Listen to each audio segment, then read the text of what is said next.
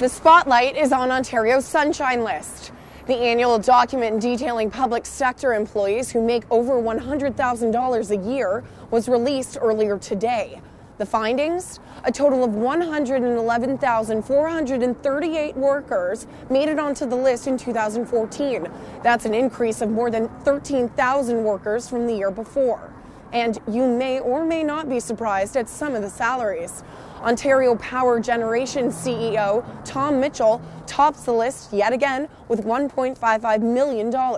Meanwhile, more than 100 workers on the Toronto 2015 Pan Am Games Organization Committee made it onto the list.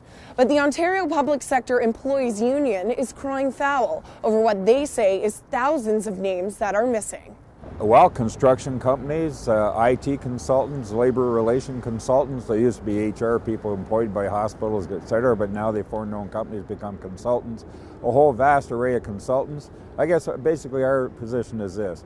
If you're getting money from the taxpayers and it's over $100,000 a year, that should be reported individually or to a company. OPSEU President Smokey Thomas says the call to include private sector employees who work for government contracts is about keeping Queen's Park accountable and not a way to deflect his own workers on the list from feeling the heat.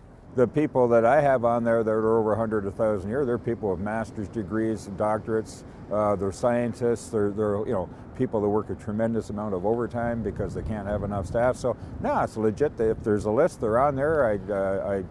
I defend the money they make. All I'm saying is I'm a proponent of more transparency.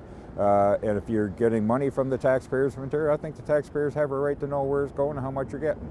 Thomas says at the end of the day, OPSEU will continue to call for transparency from the Ontario government on all levels. We've been talking to the NDP about a number of issues like this, and I've been talking to the Tories as well. So, yeah, we think that this needs to be pushed harder. We're going to push it harder.